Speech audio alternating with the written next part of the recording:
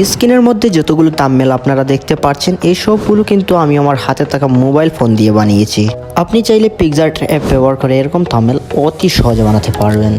এরকম thumbnail editing করার জন্য প্রথমে আমাদেরকে পিক্সআর্ট অ্যাপটি ওপেন করতে হবে, তারপর নিচে থাকা প্লাস আইকনটিতে ক্লিক করতে হবে, নিচে থাকা স্টিকার অপশনটিতে ক্লিক করতে হবে, তারপর আমাদের সামনে একটি সার্চ বার চলে আসবে এবং আমরা সার্চ করব সানলাইট যে কোনো একটি আপনার পছন্দ মতন যে কোনো একটি সানলাইট আপনি ব্যবহার করতে পারেন। এক্ষেত্রে আমি একটি লাল সানলাইট ব্যবহার করেছি। পছন্দ মতো একটি সাইডে সানলাইটটিকে অ্যাডজাস্ট করতে হবে। পাশে থাকে স্টিকার অপশনটিতে চাপ দিতে হবে, চাপ দিয়ে সার্চ বারে সার্চ করতে হবে নেট লিখে সার্চ করার পর আপনার সামনে অসংখ্য নেট চলে আসবে। এখান থেকে একটি নেটকে সিলেক্ট করে ফুল জুমিং করে দিতে হবে। ফুল জুমিং করে দেওয়ার পর আপনার ইচ্ছা মতন অ্যাডজাস্ট করে নিতে হবে।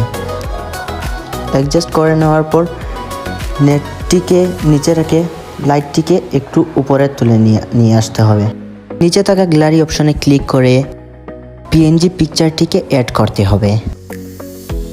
খুব সহজেই পিকচারটি অ্যাড হয়ে গেল। অ্যাড হয়ে যাওয়ার পর আপনার ইচ্ছা মতন ছবিটিকে একটি জায়গায় অ্যাডজাস্ট করে নেবেন। অ্যাডজাস্ট করার জন্য পার্সন নামক একটি অপশন আসবে। এই অপশনে ক্লিক করার পর আপনার ভিডিওটির ব্যাকগ্রাউন্ড রিমুভ হয়ে যাবে। ব্যাকগ্রাউন্ড রিমুভ হয়ে গেল। এখন সানলাইটের উপর নিয়ে পিকচারটিকে ভালোভাবে অ্যাডজাস্ট করতে হবে। তারপর আবারও স্টিকার অপশনে ক্লিক করে সার্চ বারে সার্চ করতে হবে ক্যাপকাট লিখে সার্চ করার পর বিভিন্ন ধরনের ক্যাপকাট লোগো আসবে। লোগোর মধ্যে আপনার ইচ্ছা মতন একটি লোগো ব্যবহার করতে পারেন। কারণ আমি ইনস্টাগ্রাম, টুইটার, ফেসবুক এরকম একটি লোগো পেয়েছি। এই লোগোটিকে আমার ভিডিওতে ব্যবহার করব। ভিডিওতে ব্যবহার করার জন্য লোগোটিকে একটু বড় করে নিতে হবে।